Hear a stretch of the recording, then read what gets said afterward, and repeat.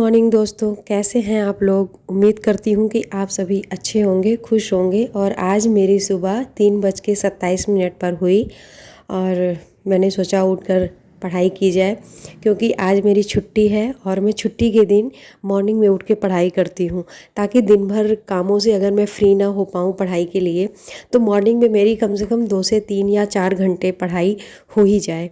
तो बस मैं उठ के सुबह सुबह अपनी मॉर्निंग रूटीन से फ्री होकर गुनगुना पानी किया मैंने और लेके आ गई हूँ पढ़ाई के लिए। और पढ़ाई के साथ साथ अपने गुनगुने पानी को भी पीती जा रही हूँ। और बहुत लोगों के सवाल हैं कि मैम आपका रूटीन क्या रहता है, या आप सोती कब हैं, या आप अपने बच्चों को टाइम कब देती हैं, या फैमिली को टाइम कब देती हैं, घर के काम भी होते हैं तो कैसे मैनेज करती हैं। तो आज का ये वीडियो उन सभी सवालों के जवाब के लिए ही है।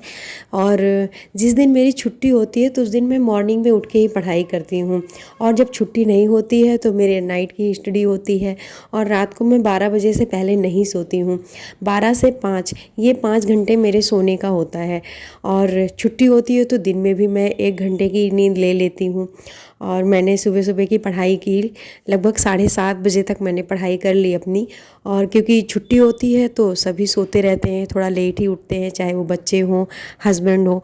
तो बस मैंने सुबह सुबह घर की साफ़ सफाई की पढ़ाई करने के बाद, और नहा धो के भगवान की पूजा की।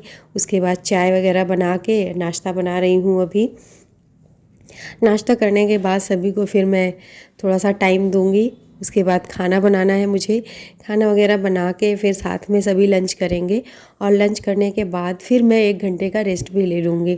जो कुछ काम होगा मेरे, जैसे कपड़े धुलने का काम है हो जाता है, या पूरे हफ्ते का जो भी काम रहता है पेंडिंग, मैं उसे छुट्टी के दिन ही निपटाती हूँ। तो सारे काम को करते हुए लगभग 2 बजे मैं फ्री होती हूँ। और 2 बजे फ्री होने के बाद ही मैं 1 घंटे की नींद ले लेती हूँ। तो 3 बजे तक मैं अपनी पढ़ाई फिर से स्टार्ट कर देती हूँ। लगभग 3 से 6 बजे तक मैं अपनी पढ़ाई करती हूँ। उसके बाद फिर रात का खाना वगैरह बना के सारे काम जो भी होते हैं उन्हें निपटा के, अगर बच्चों का कुछ काम है उनके साथ पढ़ाई वगैरह उनकी है, उन्हें भी थोड़ा सा टाइम दे देती हूँ। 9 बजे तक ऑलमोस्ट मैं फ्री हो जाती हूँ। फिर 9 बजे या 9:15 तक जैसे ही फ्री होती हूँ, तो 9 से 12 मेरा रूटीन होता है, तो मैं वो पढ़ाई कर लेती हूँ। एक वर्किंग वूमेन के लिए घर के काम और अपनी फैमिली, बच्चे सबको देखते हुए और जॉब भी करना, तो स्टडी के लिए टाइम थोड़ा कम ही मिल पाता है। लेकिन कोशिश रहती है कि मैं ज़्यादा से ज़्यादा टाइम दे पाऊँ। मिनिमम मैं 6 घंटे तो दे ही लेती हूँ, क्योंकि इस टाइम मेरा स्कूल मॉर्निंग में जल्दी होता है। तो सुबह 5 बजे उठ के सिर्फ खाना वगैरह बनाना, घर की साफ़ सफाई करना, फिर तैयार होके स्कूल चले जाना, इसी में टाइम निकल जाता है। सुबह में मेरी पढ़ाई बिल्कुल नहीं हो पाती है। स्कूल से आने के बाद ही मैं जो पढ़ पाती हूँ पढ़ती हूँ, या फिर रात का मेरा रूटीन होता है कि मैं 9 से 12 या 8 से 12 जैसे ही मुझे टाइम मिल जाता है, 3 से 4 घंटे, मतलब मिनिमम मुझे 6 घंटे तो पढ़ाई करनी ही है। और बाकी अगर मैं काम करती रहती हूँ तो वीडियोज़ वगैरह अपने मोबाइल पे डाउनलोड करके रखती हूँ, और उसे भी अपने ईयरफोन लगा लिया कान में और सुनते रहते हैं। तो 6 घंटे से वो प्लस हो जाता है। किसी का कमेंट आया था कि मैम आप रेस्ट नहीं करती हैं क्या। तो मैं जब स्कूल से आती हूँ तो लगभग 2:30 बजे तक मैं स्कूल से आ जाती हूँ घर पे।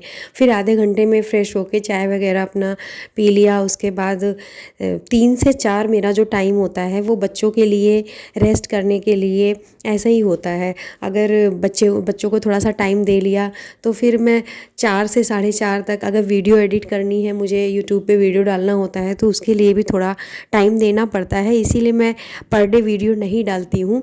जैसे जैसे मुझे टाइम मिलता है थोड़ा थोड़ा करके करती हूँ, ताकि आज मैंने कुछ कर लिया, फिर कल कुछ कर लिया, तो 2 दिन 3 दिन में मैं एक वीडियो को कंप्लीट करती हूँ। क्योंकि पर डे मैं आधे घंटे से ज़्यादा यूट्यूब को नहीं देती हूँ।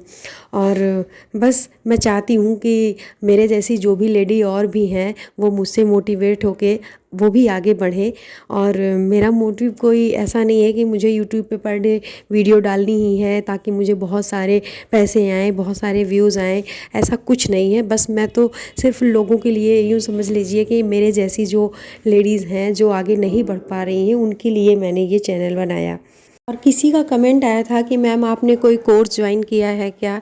तो हाँ, मैंने दृष्टि का क्विक रिवीजन एक आता है प्री के लिए, मैंने वो ज्वाइन किया है। मैं उसे ज़्यादा टाइम तो नहीं दे पाती हूँ, लगभग 2 घंटे का टाइम मेरा होता है जिसमें कि मैं वो वीडियोस थोड़ा सा फास्ट करके मैं देख लेती हूँ और जो इम्पोर्टेंट होता है उसकी नोट्स वगैरह भी बना लेती हूँ। और बाकी कुछ लोगों ने मुझसे पूछा था कि यूपीपीसीएस की स्टार्टिंग करनी हो तो कहाँ से करें? तो यूपीपीसीएस की स्टार्टिंग के लिए देखो, सबसे पहले तो आपको एक सिलेबस निकालना होगा। सिलेबस निकलवा के आप ले आइए और उसे देखिए कि उसमें क्या क्या सब्जेक्ट्स हैं, और उसके बाद फिर आप एनसीईआरटी की बुक ले आएँ। एनसीईआरटी की बुक्स में कौन कौन से सब्जेक्ट पढ़ने हैं ये भी किसी ने मुझसे पूछा था।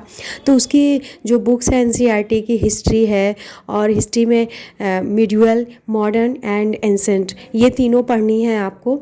और इकोनॉमिक्स की बुक पढ़नी है आपको, ज्योग्राफी की बुक पढ़नी है, आर्ट एंड कल्चर की भी पढ़ते हैं लोग। और जैसे टाइम हो, एनसीईआरटी की बुक्स वैसे 6 to 12 पढ़ी जाती हैं। मेरे पास ज़्यादा टाइम नहीं है तो मैंने 6 to 8 को स्किप कर दिया, और जो इम्पॉर्टेंट लगी मुझे 9, 10th, 11th, 12th में, उनका ही मैंने जो है ले रखा है, वही बुक्स मैं पढ़ रही हूँ। और मैं बुक्स ऐसे पढ़ रही हूँ कि जैसे इकोनॉमिक्स का पढ़ रही हूँ तो उसके साथ इकोनॉमिक्स की बुक्स कंप्लीट करूँ, हिस्ट्री पढ़ रही हूँ तो उसके साथ हिस्ट्री की जो क्या कहते हैं स्टैंडर्ड बुक है उसे भी कंप्लीट करती चलूँ। ऐसा मेरा जो है प्लान ऐसे बना रखा है मैंने। तो अभी मैं इस टाइम पे हिस्ट्री पढ़ रही हूँ, उसके साथ साथ स्पेक्ट्रम भी पढ़ रही हूँ। तो दोनों मैंने सोचा है कि हिस्ट्री की जो स्टैंडर्ड बुक है और जो एनसीईआरटी है, दोनों साथ के साथ चलती रहेंगी। तो मेरा तो ऐसा ही है। बाकी अगर आपके पास ज़्यादा टाइम है तो पहले आप एनसीईआरटी को कवर करें। 6 to 12 अगर आपके पास ज़्यादा टाइम है तो 6 to 12 को पहले पढ़ें अच्छे से, उसके बाद स्टैंडर्ड बुक पे जाएं। अगर आप बिगिनर हैं तो आपके लिए तो सबसे अच्छा ये होगा कि आप सबसे पहले सिलेबस को ले आएँ, उसे देखें। और जो है मार्केट में बहुत सारी पीवाईक्यूज़ की भी बुक्स आती हैं, उन्हें लेके आएँ। जब आप पीवाईक्यूज़ देखते हैं तो आपको एक आइडिया होता है कि किस टाइप के क्वेश्चंस आते हैं, और फिर उसके बाद आप एनसीईआरटी की बुक्स लाएँ। हिस्ट्री है, ज्योग्राफी है, इकोनॉमिक्स है, सिविक्स है, और आर्ट एंड कल्चर की बुक है। इन सब बुक्स को आप ले आएँ और फिर उसे पढ़ें। साइंस की भी पढ़ी जाती है बुक्स जो हैं 11th 12th में, क्योंकि साइंस से भी क्वेश्चंस बनते हैं जीसैट में, तो उसकी भी बुक पढ़नी होती है। तो पहले तो आप एक एक करके बुक्स लाएं, जैसे हिस्ट्री ज्योग्राफी की ला ली आपने, फिर उसे पढ़ लिया। और पीवाईक्यूज़ जब आप देखते हैं तो एक आइडिया हो जाता है कि कौन कौन से सब्जेक्ट से आते हैं क्वेश्चंस और कौन कौन से सब्जेक्ट हमें पढ़ने हैं। और फिर सोशल मीडिया तो है ही आपकी हेल्प के लिए, आप उसे भी यूट्यूब वगैरह पे सर्च करेंगे तो आपको सब कुछ सारा मटेरियल मिल जाएगा ऑनलाइन। पहले आप इतना पढ़ लेंगी तो आपकी समझ बनती जाएगी, धीरे धीरे खुद ब खुद आपको समझ आएगा कि हमें आगे क्या करना है। और अभी मैंने कोई भी वैसा कोर्स फुल जैसा होता है कि हाँ 6 मंथ का या 1 ईयर का, ऐसा कोर्स मैंने नहीं लिया है। लेकिन इन फ्यूचर मुझे लग रहा है कि मुझे लेना चाहिए, क्योंकि आप सेल्फ स्टडी से बहुत ज़्यादा नहीं कवर कर पाते हैं, या तो फिर आपके पास इतना टाइम हो। मेरे जैसे लोगों के लिए तो बहुत कम ही टाइम होता है मेरे पास, तो हमें इम्पॉर्टेंट ही करना है।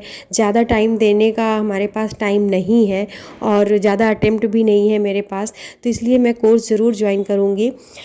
और किसी ने कमेंट किया था कि आपने अपनी पढ़ाई कब से स्टार्ट की है, या आपने पहले भी कभी दिया है यूपीपीसीएस का एग्ज़ाम? तो हाँ, मैंने 2012 में एक बार दिया था यूपीपीसीएस का। तब माइनस मार्किंग नहीं होती थी और मेरा प्री जो था वो हो भी गया था क्लियर। पर उस टाइम मेरा बेबी बहुत छोटा था और मैं मेंस की तैयारी अच्छे से नहीं कर पाई थी, तो मेरा मेंस जो था क्लियर नहीं हो पाया। उसके बाद से फिर मुझे लगा कि मैं कोई कोचिंग वगैरह करूं, लेकिन फाइनेंशियल कंडीशन इतनी अच्छी नहीं थी। फिर मुझे लगा मैं पहले एक कोई जॉब जो है पहले अपनी हो जाए, तो फिर मैं अपने पैरों पे जब खड़ी हो जाऊंगी तो अपने पैसे से कोचिंग वगैरह भी कर पाऊंगी। फिर मैंने ये टीचिंग की लाइन को जो है सोचा कि इस बारे में मैं अब तैयारी करती हूँ टीचिंग के लिए। फिर मैं टीचिंग के लिए लग गई और मैंने बीएड किया, सीटेट किया, यूपी टेट क्लियर किया, फिर सुपर टेट क्लियर किया, फिर जाके मेरे जो है टीचिंग में जॉब लगी। तो अब मुझे लगा कि नहीं, मुझे अब फिर से तैयारी करनी चाहिए। हालांकि मेरे पास ज़्यादा टाइम तो नहीं है, लेकिन कोशिश करने में क्या जाता है, एक बार मेहनत करके देख लेते हैं। नहीं हुआ तो क्या हुआ, कम से मन में एक मलाल तो नहीं रहेगा कि नहीं मैंने किया होता तो शायद हो जाता। तो वो मन में कहीं ना रहे, बस इसीलिए अपनी संतुष्टि के लिए कि हाँ मैंने कर लिया एक बार। होना या ना होना वो तो हमारी किस्मत पे डिपेंड करता है, हमारी मेहनत पे डिपेंड करता है, लेकिन कोशिश करना हमारे हाथ में है। तो बस मैंने फिर से 2023 से ही मैंने स्टार्ट किया था थोड़ी थोड़ी पढ़ाई करनी। लेकिन जो सीरियसली जो मैंने पढ़ाई स्टार्ट की वो 2024 में आके मैंने अच्छे से लग के पढ़ाई करनी शुरू की है। और उम्मीद करती हूँ कि इस वीडियो को देखने के बाद आप सभी के सवालों के जवाब आपको मिल गए होंगे, और आप सभी भी जो भी आप करना चाह रहे हैं अपनी लाइफ में बिल्कुल ज़रूर करें, खूब मेहनत करें और सक्सेस भी हों। इसी उम्मीद के साथ वीडियो का एंड करते हैं। Bye bye, good night, take care.